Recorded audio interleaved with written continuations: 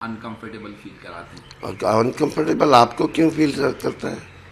कंगना रावत खुद टपोरी है। ऐसे टपोरी लोग बीजेपी ने चुन के दिए हैं, यही गलत बात है। कुछ भी बोलती है, जुबान में आएगा वो बोलती रहती है। राहुल जी जो सवालात उठा रहे हैं वो कितने महत्व के हैं, उसको जवाब दे दो ना। कुछ भी बात करते हैं। उन्होंने टपोरी बोलने के लिए उन्होंने क्या उनके साथ बदतमीजी भी कुछ किया? किस तरह से बोलते हैं? वो कितना रिस्पेक्ट करते हैं औरतों का।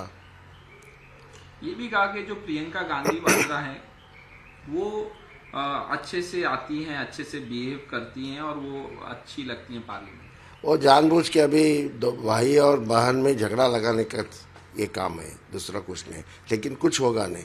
दोनों एक दूसरे के ऊपर बड़ी मोहब्बत करते हैं।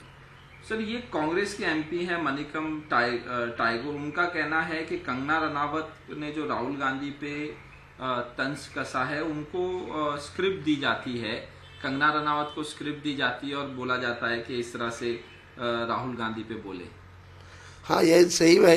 इस तरह से बोलते होंगे क्योंकि वो पोपट है ना, तोता है। वो तोते को इस तरह से खिलाया जाता है। वो जो बोलेंगे वो बोलेगी, इसलिए उसको इस तरह से बोला जाता है। उनको पेपर दिए जाते हैं, इस तरह से बोलो। कुछ भी बोलना ये डिग्निटी के नीचे रहता है, इसलिए उनको कुछ डिग्निटी नहीं है, इसलिए उनको बोला उनके मुंह से सब निकाला जाता है। सर, ये प्रद्युत बोरडोलोई हैं जो कांग्रेस पार्टी छोड़ रहे हैं। गोगोई ने इस पे कहा है कि उनकी पर्सनल डिसीजन है ये।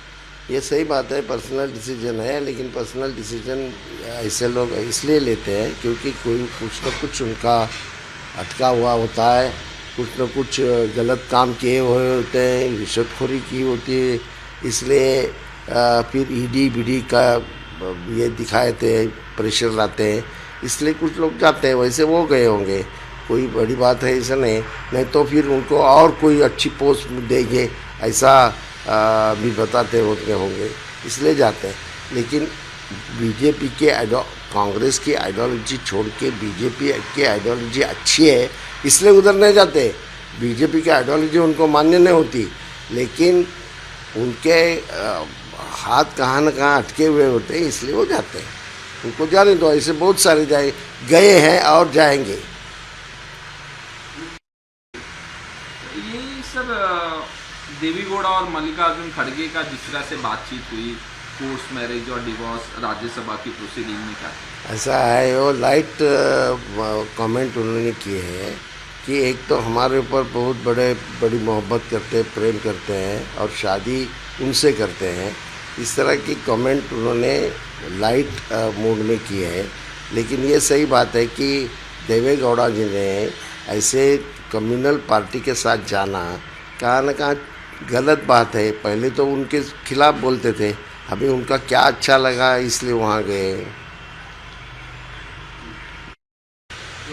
अच्छा, जयराम रमेश का बयान आया जगदीप धनखड़ के लिए फेयरवेल, बोला कि उनका फेयरवेल होना चाहिए था रिटायरमेंट से। नहीं, सही बात है। ऐसा है कि सबका ये होता है, फेयरवेल होता है जब रिटायर होते हैं या फिर उनको कंटिन्यू करते हैं तो उस वक्त फेयरवेल होता है।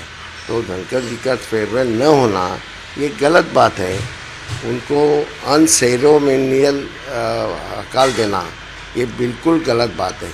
ये हमारी जो परंपराएं हैं वो परंपराओं के खिलाफ है।